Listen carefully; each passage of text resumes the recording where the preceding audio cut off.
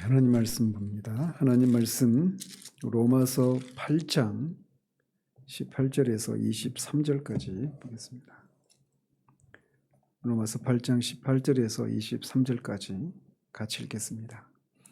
생각하건대 현재의 고난은 장차 우리에게 나타날 영광과 비교할 수 없도다.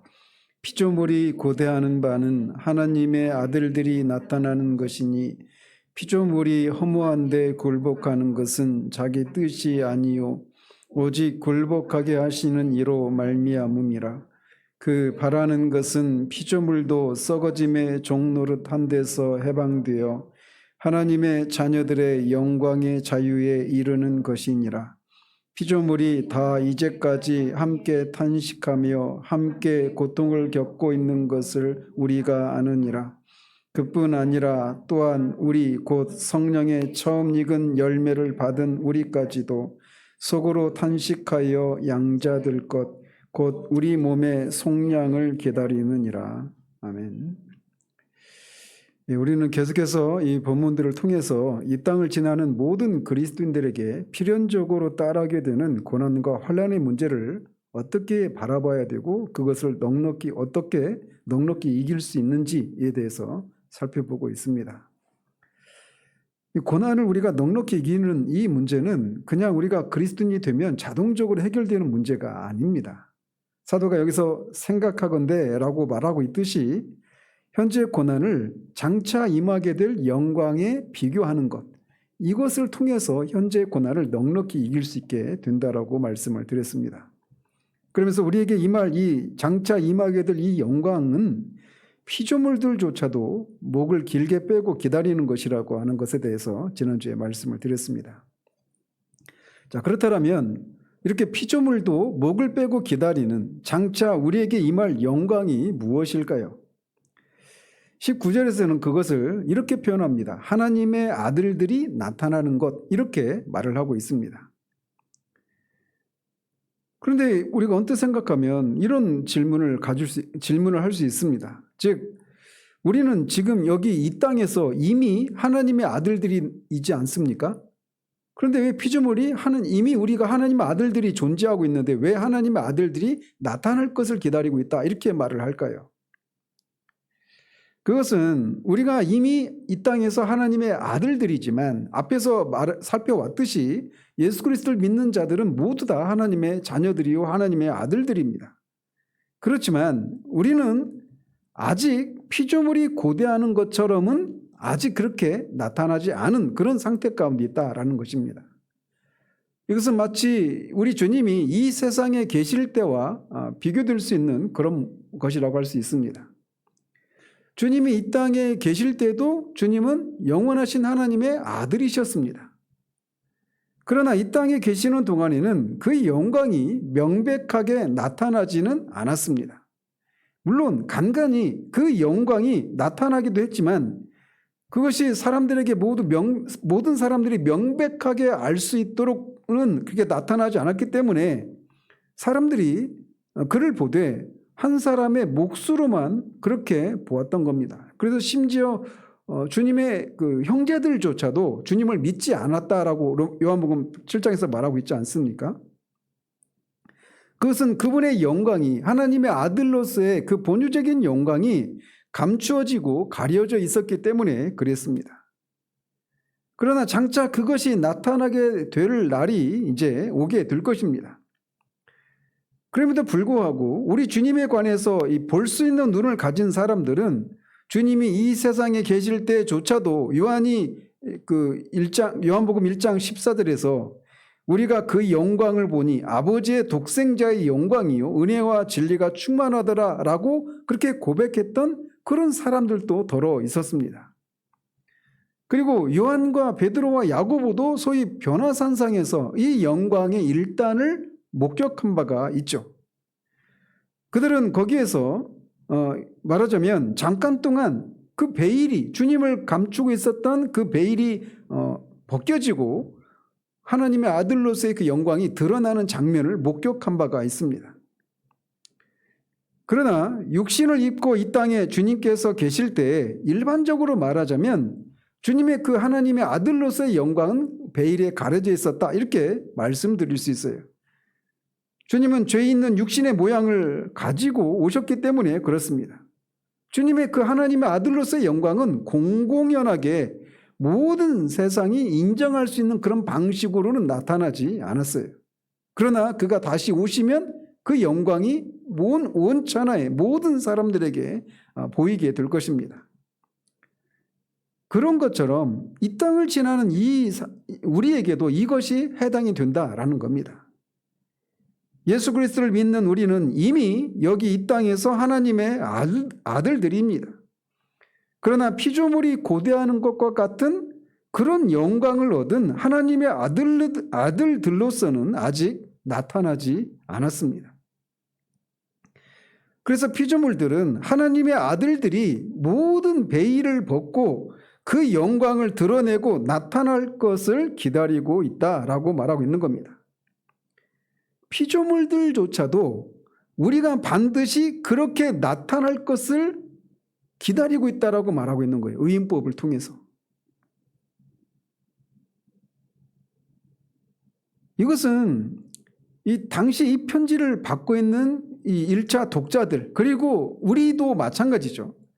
온통 수많은 난제들과 어려움으로 가득 찬 이 세상의 삶 속에서 우리가 어떻게 될 것인가를 생각할 수 있다고 하는 것, 이것은 굉장한 힘을 제공해 주는 진리라고 할 수가 있습니다. 사도는 이 땅을 지나는, 그래서 고난이라고 하는 무거운 짐을 지고 가고 있는 우리를 초청해서 장차 나타날 영광에 대해서 생각하도록 우리를 초청하고 있는 겁니다.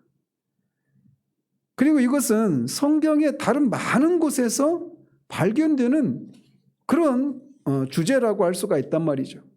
그래서 전에도 계속 이것과 관련된 말씀들을 살폈지만 또 다른 측면에서 이렇게 우리가 피조물들이 고대하고 있는 그 장차 우리에게 임할 영광이 무엇인가에 대해서 말하고 있는 성경 구절들을 몇 구절 살펴보도록 합니다. 예를 들면 고린도전서 15장입니다. 고린도전서 15장을 우리는 부활장이라고 부르죠. 부활장, 그래서 그렇게만 말을 하면 그 자체가 틀리지는 않지만 사도가 고린도전서 15장에서 강조하고 있는 것은 우리가 장차 부활할 것에 대해서만 말하고 있는 것이 아니라 우리가 부활하되 영화로운 몸을 입고 영화롭게 될 것이다라고 하는 것을 강조하고 있다라고 하는 것을 우리가 놓쳐서는 안 됩니다. 우리의 이 썩을 몸이 부활할 뿐만 아니라 변화되어서 영화롭게 될 것입니다.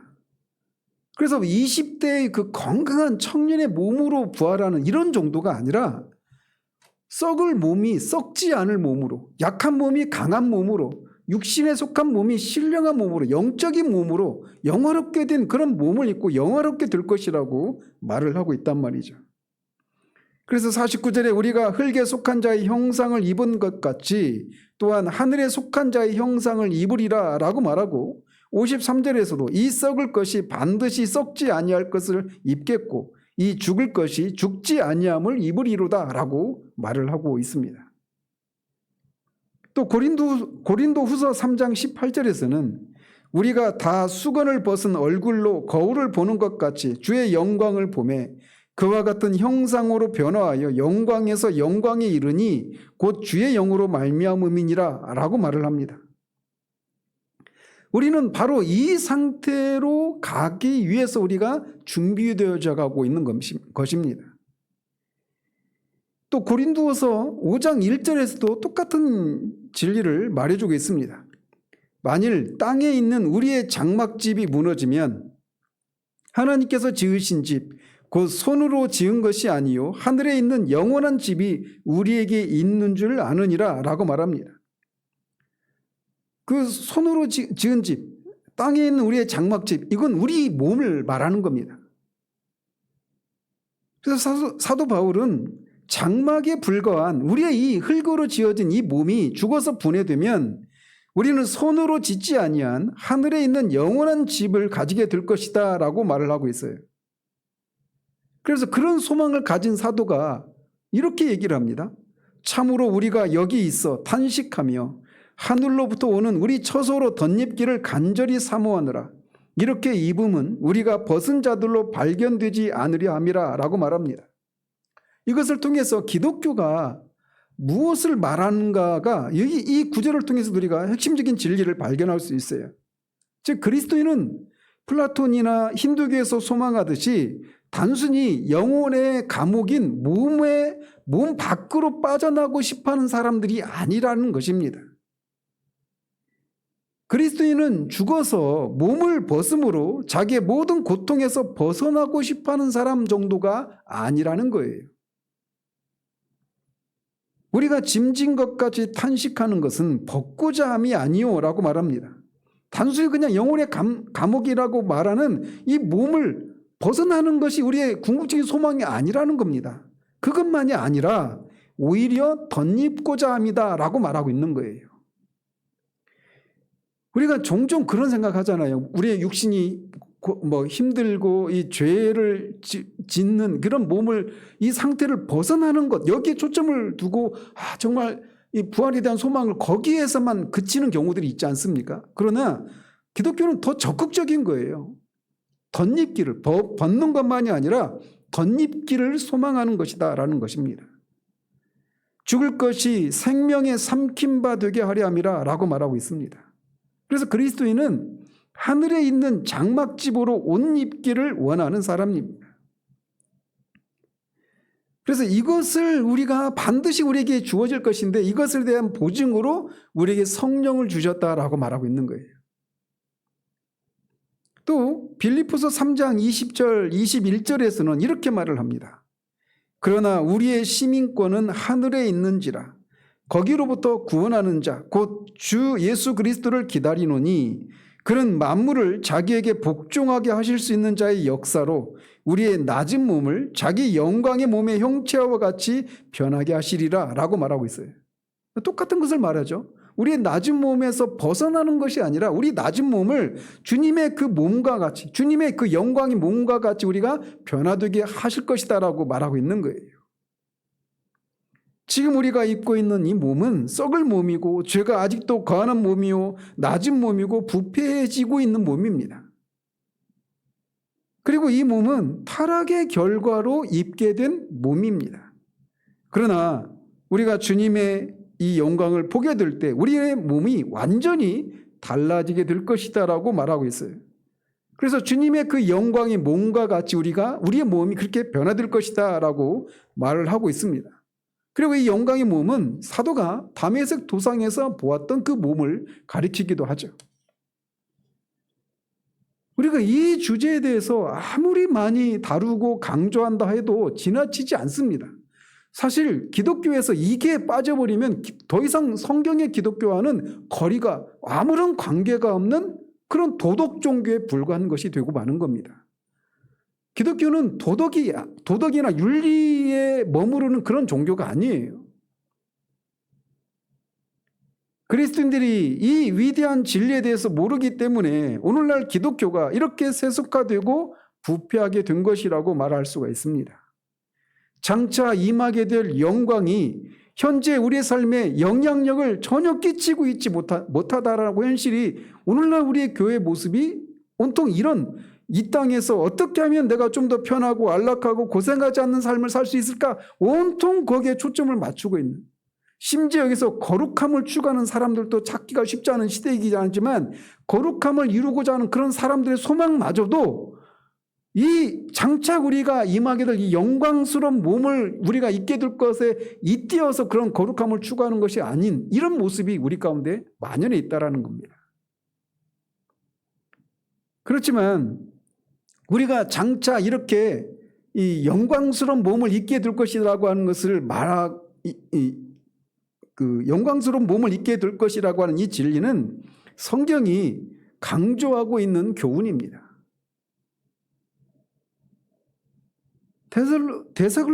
데살로니가전서 4장 16절 17절에서도 똑같은 것을 말합니다. 주께서 호령과 천사장의 소리와 하나님의 나팔 소리로 신이 하늘로부터 강림하시리니 그리스도 안에서 죽은 자들이 먼저 일어나고 그 후에 우리 살아남은 자들도 그들과 함께 구름 속으로 끌어올려 공중에서 주를 영접하게 하시리니 그리하여 우리가 항상 주와 함께 있으리라.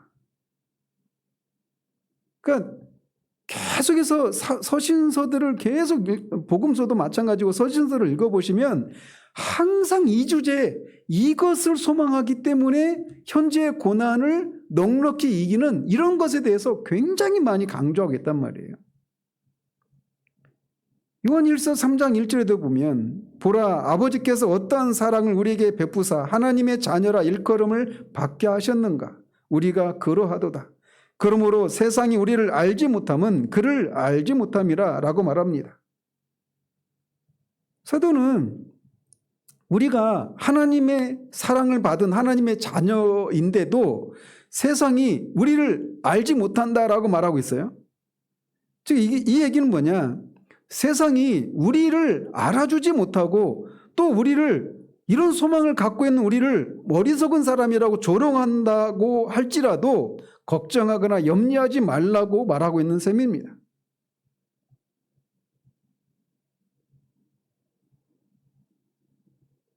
우리들이 하나님의 자녀들인데 세상은 우리를 알아보지를 못합니다. 그러면서 사도는 사랑하는 자들아 우리가 지금은 하나님의 자녀라 라고 말합니다. 즉 우리는 이미 하나님의 자녀들이라는 거예요. 이 세상에 살고 있는데도 불구하고 말이죠. 그러면서 장래에 어떻게 될지는 아직 나타나지 아니하였으나 그가 나타나시면 우리가 그와 같을 줄을 아는 것은 그의 참모습 그대로 볼 것이기 때문이니 라고 말하고 있습니다. 우리가 주님을 직접 보게 될 때 우리가 어떻게 변화될 것인가에 대해서 그리고 주님이 입으신 그 영화로운 몸을 입을 것이라고 하는 것을 말해주지만 이것을 우리는 구체적으로 그 실상은 알지는 못합니다. 많은 것을 알지는 못해요. 그러나 한 가지 분명한 것은 그분이 나타나시면 우리가 그와 같을 줄을 알게 될 거라는 거예요. 왜? 우리가 그분을 계신 그대로 볼 것이기 때문이다라고 말하고 있습니다. 이 땅 위에서는 고린도전서 13장 12절에서 말하고 있는 것처럼 그냥 거울로 보는 것처럼 희미하게 보고 있을 뿐입니다. 우리는 거울 속에 비친 주님의 그 영광을 보고 있을 뿐입니다. 그러나 우리가 그분을 있는 그대로 보게 될 때 우리는 주님과 같이 그렇게 영화롭게 변화될 것입니다. 오늘날 자신이 스스로 그리스도인이라고 주장하면서도 부활과 몸의 영화를 믿지 않는 사람들도 있습니다. 김학철 교수, 제가 이분이 굉장히 대표적인 그런 좀 뜨고 있는 분이어서 자주 언급을 하는데 그런 분들도 여기에 해당될 수 있어요. 그러나 성경의 가르침은 그것이 아닙니다. 성경은 우리의 구원의 중요한 부분으로서 몸의 부활을 가르치고 있습니다. 우리가 장차 보게 되겠지만 우리는 영화로운 땅에서 영화로운 몸을 입고 영원토록 거하게 될 것입니다. 이것이 기독교 교리의 위대한 교리 가운데 하나입니다. 안타깝게도 오늘날 전적으로 이 교리가 거의 망각되고 있거나 또는 무시되고 있는 그런 현실을 보게 됩니다.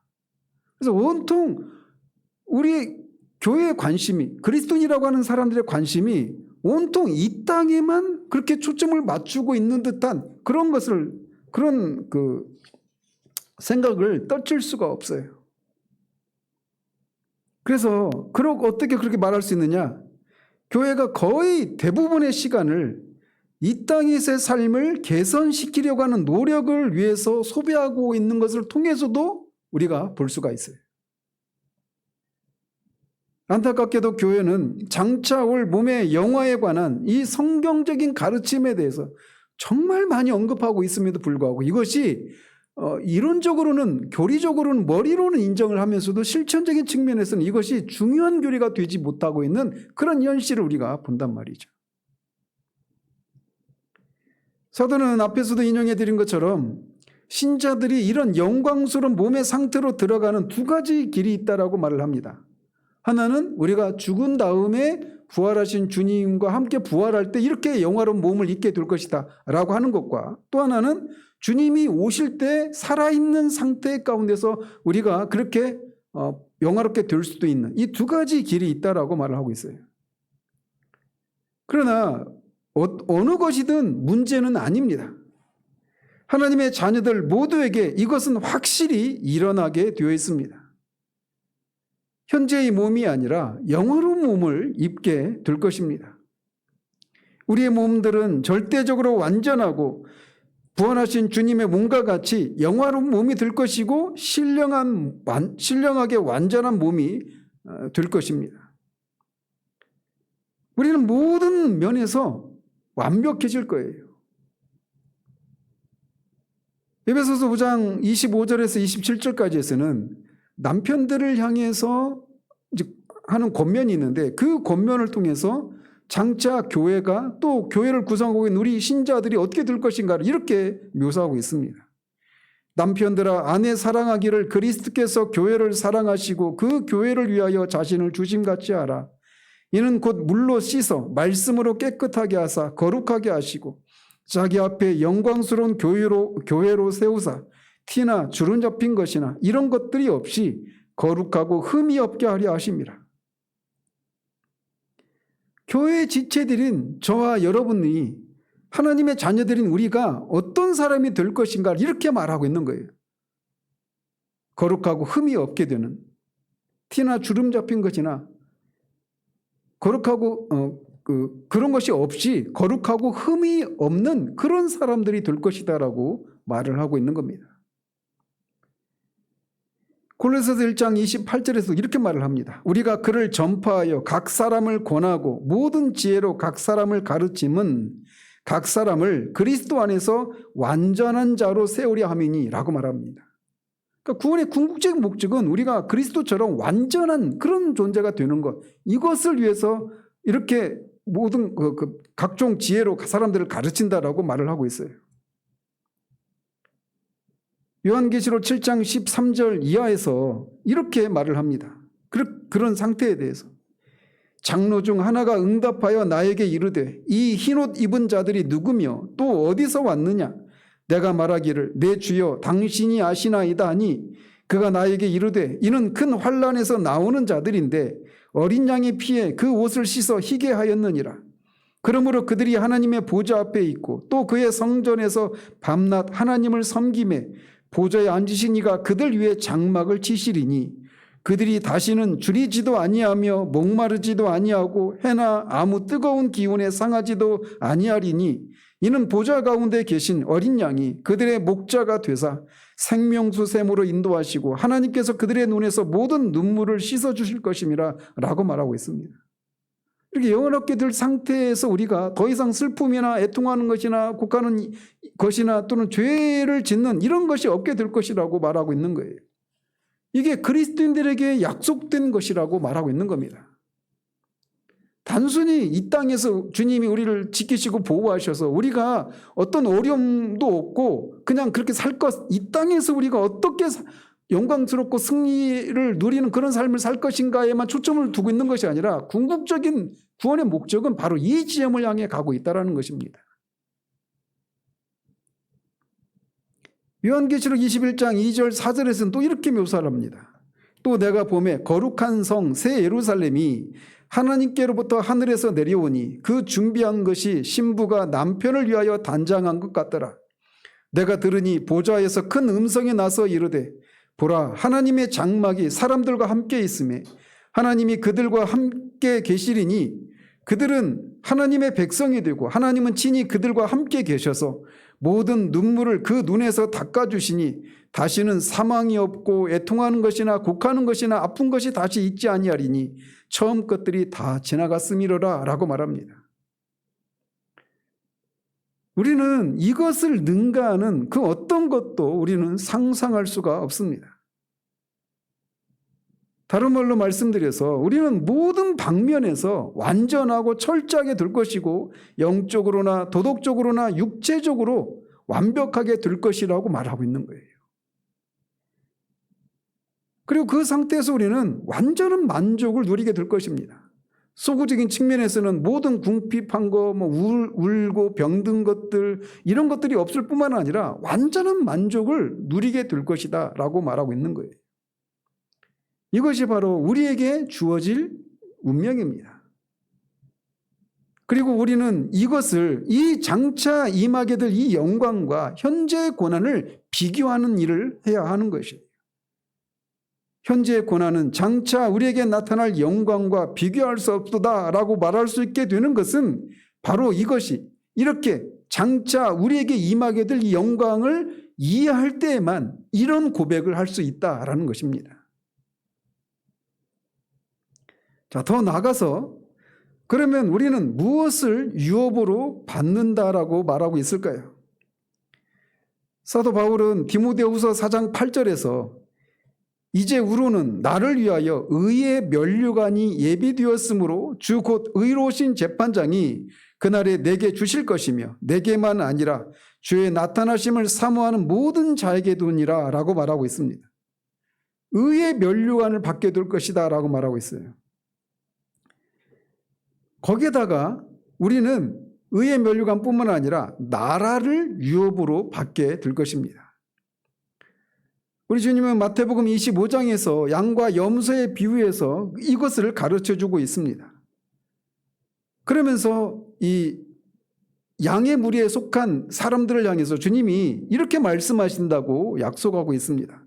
그때 임금이 그 오른편에 있는 자들에게 이르시되 내 아버지께 복받을 자들이여 나와 창세로부터 너희를 위하여 예비된 나라를 상속받으라 라고 말하고 있습니다. 우리는 나라를 상속받을 사람들입니다. 이게 어마어마한 그런 것이지 않습니까? 우리는 단지 어떤 부나 건강이나 이런 정도가 아니라 나라를 상속받을 사람이라고 말하고 있단 말이에요. 그것도 하나님이 창세로부터 예비한 그런 나라를 우리가 유업으로 받을 것이다 라고 말하고 있어요. 그러면서 이 나라에 대해서 히브리서 2장 5절에서 이렇게 말을 합니다. 하나님이 우리가 말하는 바 장차 올 세상을 천사들에게 복종하게 하심이 아니니라 라고 말하고 있습니다. 천사들에게 복종하게 하지 않는다라고 말하고 있어요. 그러면 누구에게 그것을 복종하게 하고 있느냐? 이어서 이렇게 말을 합니다. 그러나 누구인가가 어디에서 증언하여 이르되 사람이 무엇이기에 주께서 그를 생각하시며 인자가 무엇이기에 주께서 그를 돌보시나이까?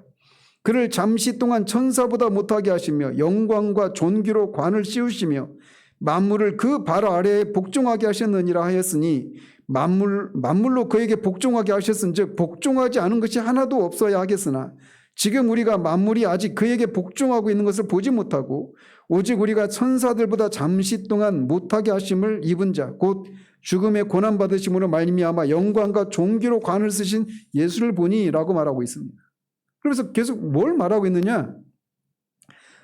이 히브리서 기자가 말해왔던 이 장차 올 세상이 천사들을 위해서 예비되거나 준비된 것이 아니라 하나님의 자녀들인 우리들을 위해서 준비되었다라고 말하고 있는 거예요.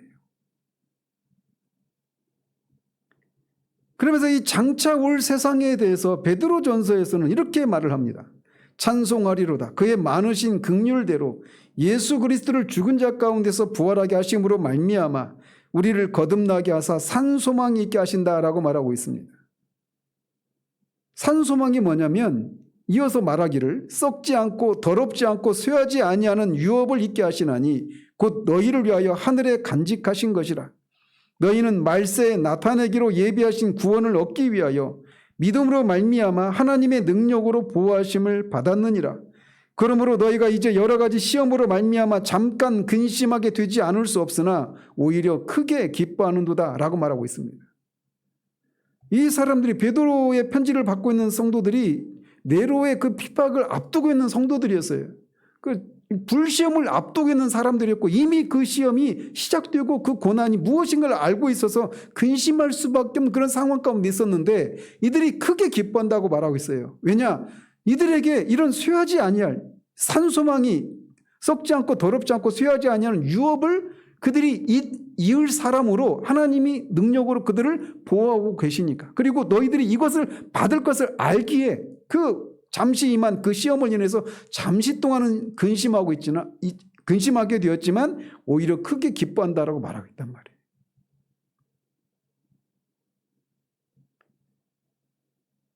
하나님 자신이 우리를 위해서 우리를 하나님의 능력으로 지금 보호하고 계신다라고 말하고 있는 겁니다. 그래서 말씀드린 것처럼 이렇게 창세로부터 하나님이 예비하신 이 썩지 않고 쇠하지 아니할 이 영광스러운 나라를 우리가 유업으로 받을 자라고 말하고 있단 말이에요. 자, 그렇다면 우리는 그 나라에서 무엇을 하게 될까요? 앞에 그 7장 10 요한계시록 7장 13절 이하에서 아까 인용해 드린 그 구절 속에 있는데 15절에 보면 그 답의 일부를 우리가 볼 수 있습니다.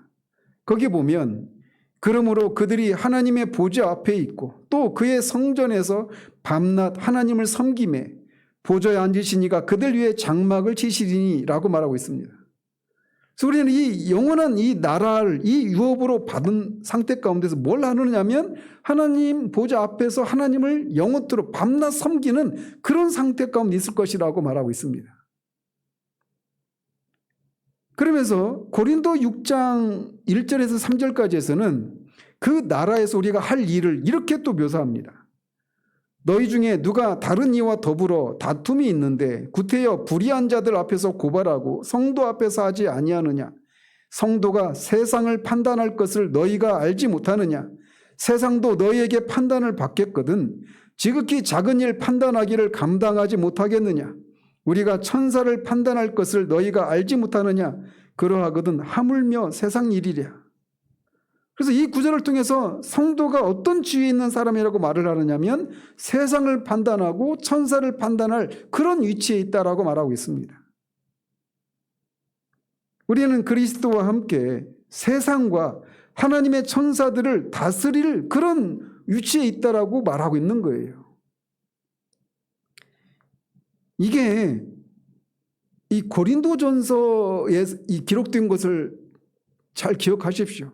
고린도서에서 사도가 이 고린도 교인을 향해서 너희들 중에 학문이 있는 자가 많지 않고 비천한 자요 그렇게 사회적으로 오늘날의 용어로 말하면 사회적으로 그렇게 주목받지 못할 그런 위치에 있는 사람들이 대부분이었다고 말을 하고 있어요.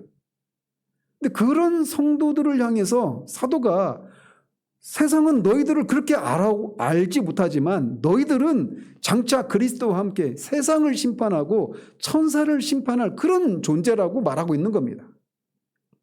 우리가 우리 자신을 그런 시각으로 바라보지 못하면 세상이 우리를 바라보는 시각들 우리를 보고 그 세상이 세워놓은 그런 기준에 미치지 못하는 우리들의 모습을 보면서 열등감을 느끼고 우울해하고 이런 상태에 빠지게 되는 거예요. 그러나 이 고린도 교인들을 향해서 말하고 있는 것처럼 이것은 그리스도 안에 있는 모든 신자들에게 해당되는 영광스러운 위치요 신분인 것입니다. 우리는 장차 세상을 판단하고 천사를 판단하게 될 사람들입니다. 이것이 기독교예요. 이것이 신약의 그리스도인들이 믿고 의지하며 붙들고 있었던 진리입니다. 이것이 있었기 때문에 그들이 핍박자들을 두려워하지 않을 수 있었던 것입니다. 그냥 황제가 가이사가 주다, 황제가 신이다라고 말을 하면 얼마든지 자신의 목숨을 부지할 수 있었지만 그런 핍박 앞에서 두려워하지 않고 믿음을 지킬 수 있었던 것은 이것이 자신들에게 주어질 것이라고 하는 것을 알고 있었기 때문에 그랬던 겁니다. 그런데 이렇게 신자에게 주어질 영광이 이런 것이라고 말하고 있어요.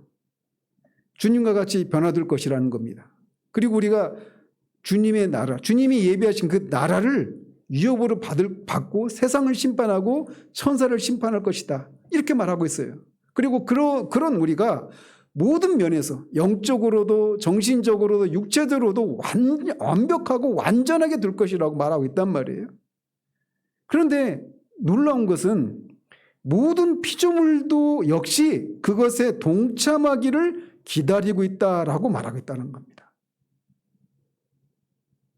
8장 21절이 그것을 말하고 있는 거예요. 그 피조물들이 바라는 것은 피조물도 썩어짐의 종로로 탄 데서 해방되어 하나님의 자녀들의 영광의 자유에 이르는 것이니라 라고 말하고 있습니다. 하나님의 자녀들이 그런 영광의 자유에 이르게 될 것인데 피조물들도 하나님의 아들들의 그 영광의 자유에 자신들도 동참하기를 고대하고 있다라고 말하고 있는 거예요. 바로 이것이 피조물이 어째서 우리에게 임할 영광을 그처럼 고대하고 있는지에 대한 이유를 제공해 주고 있는 겁니다. 피조물들도 영광을 누리게 될 것이고 하나님의 자녀들의 영광의 자유에 함께 동참하게 될 것을 의식하고 그 약속을 기다리고 있다라고 말하고 있는 거예요. 물론 의인법적으로 얘기를 하고 있는 것이죠.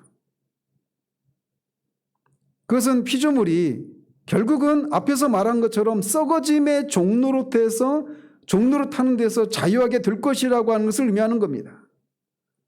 피조물들도 하나님이 창조하셨을 때 목적하신 것이 있는데 그 하나님의 의향대로 계획대로 그들이 자유하게 되는 것은 바로 이렇게 하나님의 자녀들이 영광의 자유에 이르게 되는 그때 그것이 그렇게 되어질 것이라고 말하고 있어요. 그리고 그때가 되면 피조물들도 모든 썩어짐의 요소에서 완전히 구원받게 될 것이라고 말하고 있는 겁니다.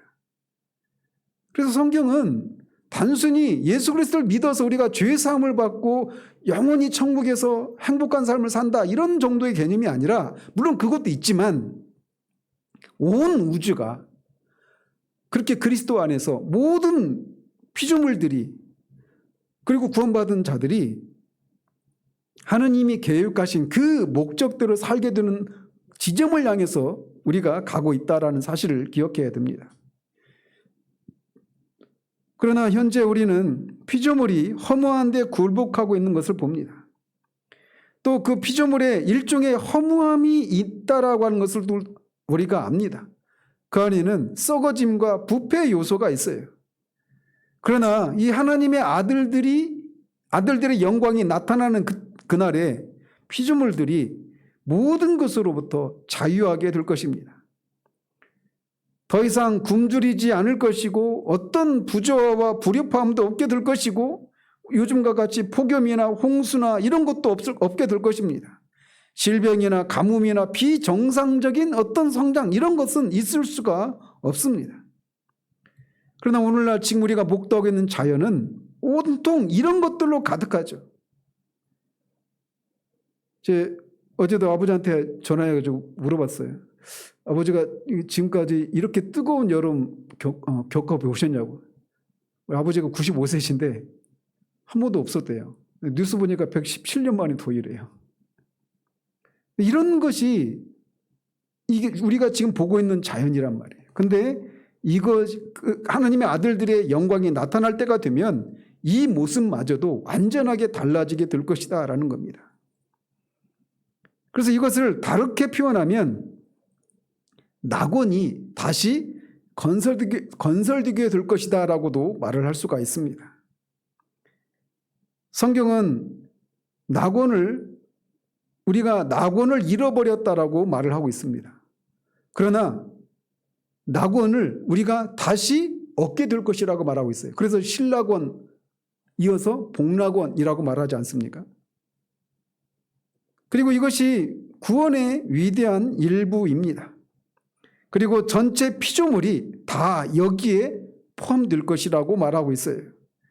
신자들이 죄 용서를 받는다라고 하는 것만이 아니고 그들이 또 이런 영적인 형태를 가지고 하늘로 간다라고 하는 것만을 의미하지 않습니다.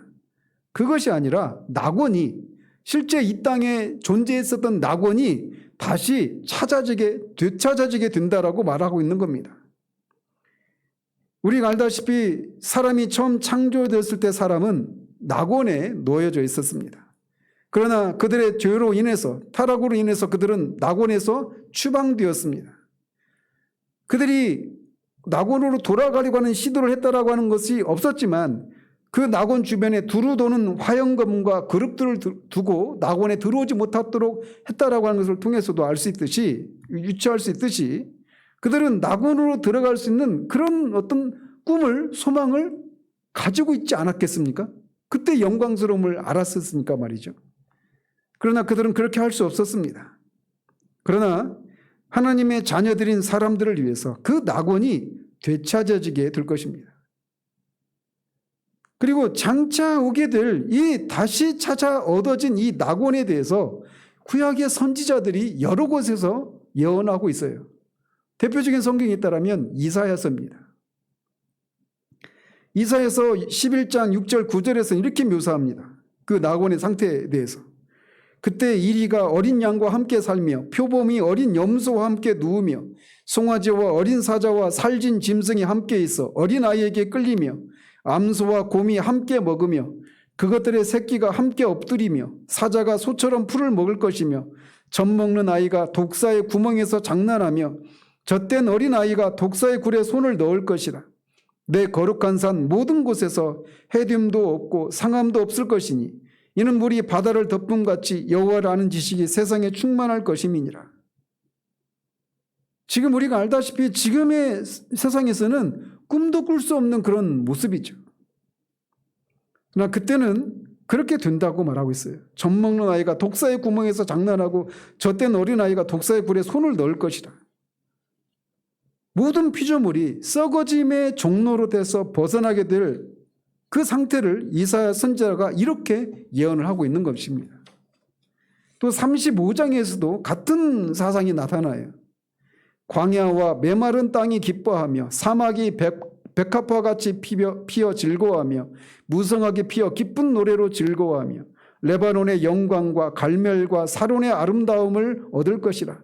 그것들이 여호와의 영광 곧 우리 하나님의 아름다움을 보리로다. 그러면서 거기에는 사자가 없고 사나운 짐승이 그리로 올라가지 아니하므로 그것을 만나지 못하겠고 오직 구속함을 받은 자만 그리로 행할 것이며 여호와의 속량함을 받은 자들이 돌아오되 노래하며 시온에 이르러 그들의 머리 위에 영영한 희락을 띠고 기쁨과 즐거움을 얻으리니 슬픔과 탄식이 사라지리로다 라고 말하고 있습니다. 이렇게 다시 찾게 된 이 그 낙원의 상태를 이렇게 묘사하고 있는 거예요.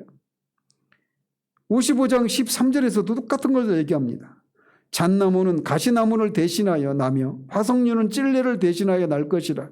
이것이 여호와의 기념이 되며 영영한 표징이 되어 끊어지지 아니하리라. 또 66장 22절 24절에서 이렇게 말합니다. 내가 지을 새 하늘과 새 땅이 내 앞에 항상 있는 것 같이 너희 자손과 너희 이름이 항상 있으리라. 여호와의 말이니라. 여호와가 말하노라. 매월 초하루와 매 안식일에 모든 혈육이 내 앞에 나와 예배하리라. 그들이 나가서 내게 패역한 자들의 시체들을 볼 것이라. 그 벌레가 죽지 아니하며 그 불이 꺼지지 아니하며 모든 혈육에게 가증함이 되리라 라고 말하고 있습니다. 그래서 장차 주님은 마태복음 19장 27절 29절에서 장차 세상이 새롭게 될 날이 올 것에 대해서 말하고 있어요. 세상이 새롭게 되어서 이렇게 낙원의 이런 모습을 띠게 될 것이다 라고 말하고 있단 말이죠. 그리고 이것에 대해서 베드로는 사도행전 3장 19절에서 하나님께서 태초부터 선지자들의 입을 통해서 이 만물이 새롭게 되는 때에 대해서 말씀해 오셨다라고 말하고 있습니다. 그래서 단순히 그냥 창세기 강의하면서도 말씀드렸지만 그 성경이 무엇을 말하고 있는가 거기에서도 말씀드렸지만 하나님이 천지를 창조하셨을 때는 이 새하늘과 새 땅 이것을 염두에 두고 천지를 창조하셨단 말이에요. 그래서 이 세상의 역사는 항상 그 지점을 향해 가고 있단 말입니다.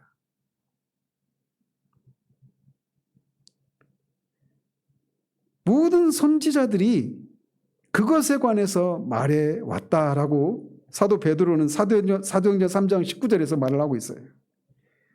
또 고린도전서 15장 24절에서 28절에서 사도 바울은 이렇게 말을 합니다. 그 후에는 마지막이니 그가 모든 통치와 모든 권세와 능력을 멸하시고 나라를 아버지 하나님께 바칠 때라. 그가 모든 원수를 그 발 아래에 둘 때까지 반드시 왕노릇 하시리니 맨 나중에 멸망받을 원수는 사망이니라. 만물을 그의 발 아래에 두셨다 하셨으니 만물을 아래에 둔다 말씀하실 때에 만물을 그의 아래에 두시니가 그 중에 들지 아니한 것이 분명하도다.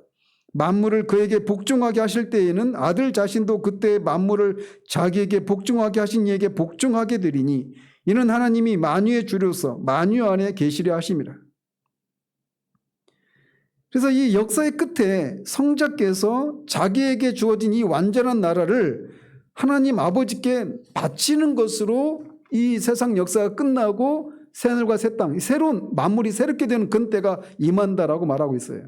이거를 에베소서 1장 10절에서는 하늘에 있는 것이나 땅에 있는 것이 다 그리스도 안에서 통일된 상태라고 말하고 있는 겁니다.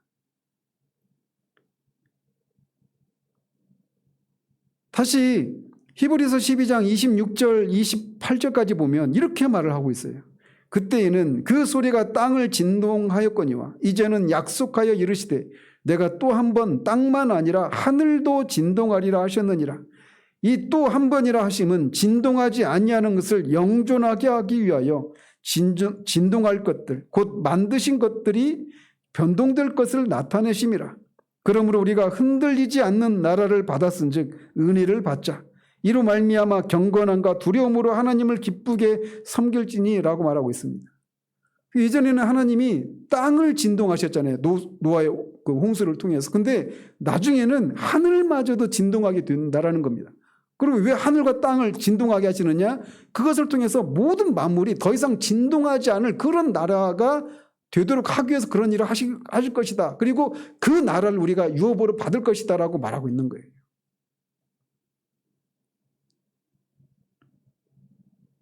이것에 대해서 베드로후서 3장 7절에서 이렇게 묘사합니다. 이제 하늘과 땅은 그 동일한 말씀으로 불사르기 위하여 보호하신 바 되어 경건하지 아니한 사람들의 심판과 멸망의 날까지 보존하여 두신 것이나 라고 말하고 있어요. 그래서 지금 우리가 보고 있는 이 하늘과 땅, 이게 그 말씀으로 불사르기 위해서 지금 보존되고 있는 것이다라고 말하고 있어요. 그래서 지금 우리가 보고 있는 이 하늘과 땅이 영원히 지속될 것이 아니라는 것을 말해주고 있는 겁니다. 그것이 한번 그 멸망을 당하는 심판을 받는 일이 있게 될 것이라고 말하고 있어요. 그러면서 10절에서 이렇게 말을 합니다. 그러나 주의 날이 도둑같이 오리니 그 날에는 하늘이 큰 소리로 떠나가고 물질이 뜨거운 불에 풀어지고 땅과 그 중에 있는 모든 일이 드러나리로다. 이 모든 것이 이렇게 풀어지리니 너희가 어떠한 사람이 되어야 마땅하냐? 거룩한 행실과 경건함으로 하나님의 날이 임하기를 바라보고 간절히 사모하라. 그날에 하늘이 불에 타서 풀어지고 물질이 뜨거운 불에 녹아지려니와 우리는 그의 약속대로 의가 있는 곳인 새하늘과 새 땅을 바라보도다. 그러므로 사랑하는 자들아 너희가 이것을 바라보나니 주 앞에서 점도 없고 흠도 없이 평강 가운데서 나타나기를 힘쓰라 라고 말하고 있습니다. 온 옛날 이 하늘과 땅이 온 우주가 깨끗하게 되는 그런 위대한 일이 있게 될 것이라고 말하고 있어요. 그날에 죄악의 모든 어떤 찌꺼기들은 다 사라지게 되고 의가 거하는 새하늘과 새 땅이 있게 될 것이라고 말을 하고 있습니다. 그 마지막 때에 일어날 일이 요한계시록 20장 11절 14절 15절에서 이렇게 말을 합니다. 또 내가 크고 흰 보좌와 그 위에 앉으신 이를 보니 땅과 하늘이 그 앞에서 피하여 간 데 없더라. 사망과 음부도 불못에 던져지니 이것은 둘째 사망 곧 불못이라. 누구든지 생명책에 기록되지 못한 자는 불못에 던져지더라.